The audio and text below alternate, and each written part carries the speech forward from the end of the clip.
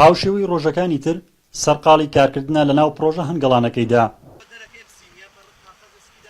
جمعە قادر هاوڵاتیکی دانیشتووی یەکێک لە گوندەکانی سنووری ناحی شۆڕشە و نزیکەی 35 ساڵە پیشەی بەخێوکردنی هەنگا. ئێستا کاتی پورەی هەنگە و بەوەش لە خزمەتکردنی هەنگەکانیاندا ئەرکەکانیان قورسە دەبێت و لەخوا ئامادەکردندان بۆ بەدەستهێنانی زۆرترین بەرهەم. درێژەکێشانی بارانبارین و گۆڕانی دۆخی کەشوهەوا بە بەراورد بە چەند ساڵی پێشوو بە وتەی هەنگەوانان زیانی بە هەنگەکان گەیاندووە و دووچاری چەند نەخۆشیێکی تایبەتی هەنگی کردوون. ئێستا لەم کاتەیە کاتی پورەدانە هەنگ بەچەکەی دەرئەچێ ئێمە هەندێکی بە سروشتی هەنگکارمان پورەپی ئەدەین بە سروشتی و هەندێکشی بەدەست کرد.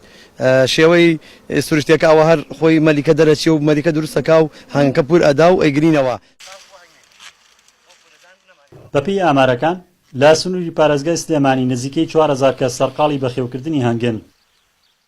بەڵام بە وتەی شارەزایان لە هەرێمی کوردستان گرنگی بە پیشەی هەنگاوانی نەدراوە لە ڕووی زانستیەوە و زۆرینەی ئەوانەی سەرقاڵین زیاتر وەک حەز و خولیا سەیریان کردووە تا وەک پیشە و ڕەخساندنی هەلی کار و دابینکردنی داهات لی بڕوانن.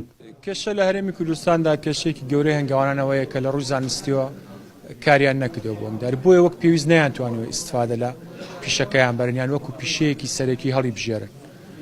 لە کاتێکدا لە وڵاتاندا گرنگێکی زۆری پێدراوە هەم لە ڕووی دەرمانیەوە هەم لە ڕووی خۆراکیەوە و هەم بگرێت لە ڕووی پیشەیشەوە. لە هەرێمی کوردستان زیاتر لە 15000 کەس سەرقاڵی بەخێوکردنی هەنگن و ساڵانە چەندین تۆن هەنگوین بەرهەمدێنن. نرخی هەنگوین بەپێی جۆر و کوالێتەکەی جیاواز دەبێت و بۆ 1 کیلۆ لە نێوان 20 تا 100 هزار دیناردایە.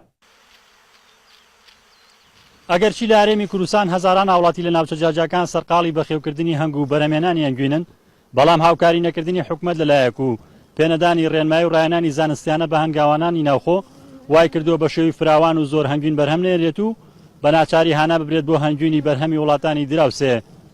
ڕزگار جەبارێن ئارتی، گوندی مۆفەر لە سنووری ناحی شۆڕش.